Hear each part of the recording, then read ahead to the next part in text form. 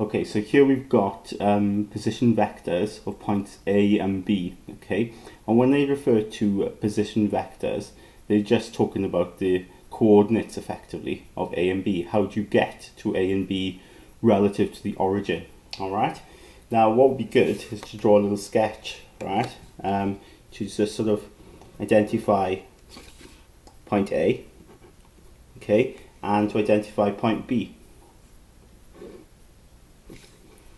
All right, relative to the origin. So if I put the origin here, okay, call it O, and then to get to location A, right, or point A as they say, but we can think of it as a location, we need to go along this vector here, okay?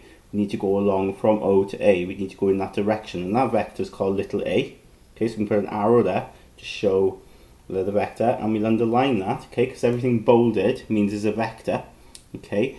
And of course we'll underline to show that, right, to identify that. To get to B then, we put little b and underline that.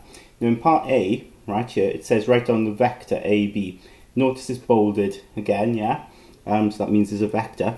Now we're not going to obviously bold it, we can't bold it, but what we can do, just like we underlined A and B here, we can do something similar to AB. But because we've got capital letters, okay, what we do is we put an arrow above to actually identify the process here. So if you think about it, vector AB can be written like this because we're going from A to B. All right, that's why the arrow is going in that direction, from A to B. All right, so essentially I want to get from A and I want to go to B. I want that vector. So my diagram here, I can draw that line in, that vector, okay, that vector, which essentially is taking me then from A to B. Okay, so vector, it's quite simply, it's got a direction to it, doesn't it, and a distance. Okay, so it takes me to my location B. Now, how do we get from A to B? Well, what we can do, because we don't know what vector A to B is, we can take an alternative route. Okay, so instead of going directly A to B, we can go A to O, okay, plus O to B, okay. So we can go from A to O and then O to B, and then we'll end up at B. Now, what's good is, if you think about it, A to O, okay, is just the reverse of A, if you think about it, because little a takes me from O to A, but if I want to go from A to O, it's doing the reverse route, isn't it? Okay, so you're going backwards.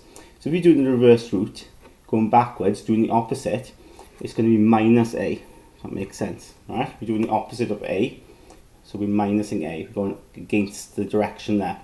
And then from O to B, of course, is going with the direction then, so O to B then will be little b.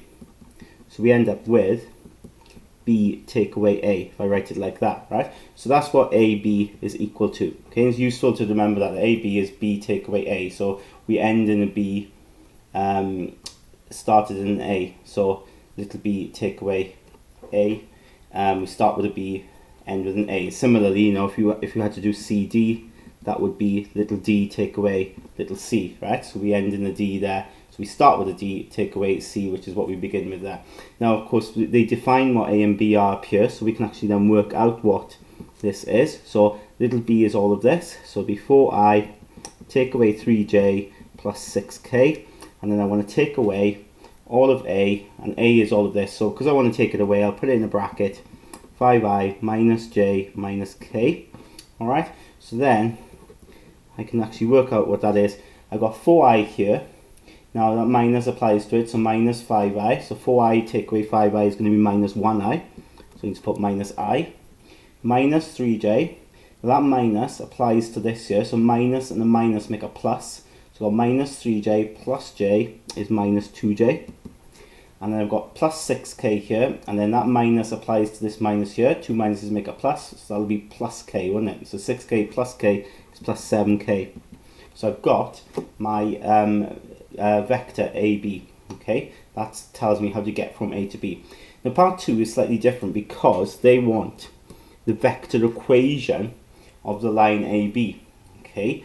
So they want like an equation. Now an equation sort of will stand for every value. Okay, if that makes sense. So when we do like equations of lines on straight line graphs, like y equals mx plus c, our line goes on forever, doesn't it? Goes on forever. goes on for infinity. And that's the kind of thing we want here. We want our line to go on forever, but it's going to go through AB, if that makes sense. So I could sort of extend this here to show that my line would just go on and on forever. It'll go up there and it'll go down here forever and ever. Okay, and we want an equation to represent that. All right, and they called it line AB because of course it goes through AB. Okay, that's why they've called it line AB. Now what I'll do is I'll choose a general point on this line, right? Any point, doesn't matter what point. Okay, could be down here, could be up there. I'm going to maybe choose a point here, okay, general point, and I'm going to call it point P.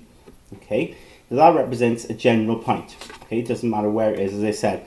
Now if I wanted to get to P, of course I'd need to start with the origin, okay, and I'd need that vector there, wouldn't I? OP. Okay, so OP will give me the position of P, won't it? It'll give me where it is, the position vector of P. Now because it's a general point, and I want any general point on that line, okay, if I'm getting the general point, that effectively will give me the equation, because any point then I can get, P could be anywhere, it'll give me the equation of the line. So we usually call that R, right? We call that R, which is important. So then, how do I get from O to P? Well, O to P, I could go O to A, couldn't I, first of all? O to A. And O to A. And then A to P, if that makes sense. So O to A, and then A to P will take me there. But what I want you to appreciate is, now, that O to A, obviously, we know is little a. Okay. But A to P, if you think about it, is just a fraction of A to B, isn't it? Okay, because A to B is going the same direction as A to P. Okay, but A to P is like a fraction of it. Okay, it's part of the way in this case, but in terms of where P is. So we could say this is a fraction, and we call the fraction lambda of A to B. And of course, what's good is, I know what little a is, I've got it up there, 5i minus j minus k, plus lambda, and I know what AB is. AB is, I've worked out here, minus I minus 2j plus 7k. Alright? And then all I've got to do then, well, this is my vector equation of the line essentially, but what I can do is put the i's together. So I've got 5i here, and if I times through there, I've got minus lambda I there. So I can write this as 5 minus lambda I, okay? I've got minus j here, so that's minus 1, isn't it? Okay, minus 1j. And then lambda times minus 2 is minus 2 lambda. So that'll be minus 2 lambda then in there. And then I've got minus k here, so that'll be minus 1. And then lambda times 7 is 7 lambda k. And there you go, I've got a vector equation of the line.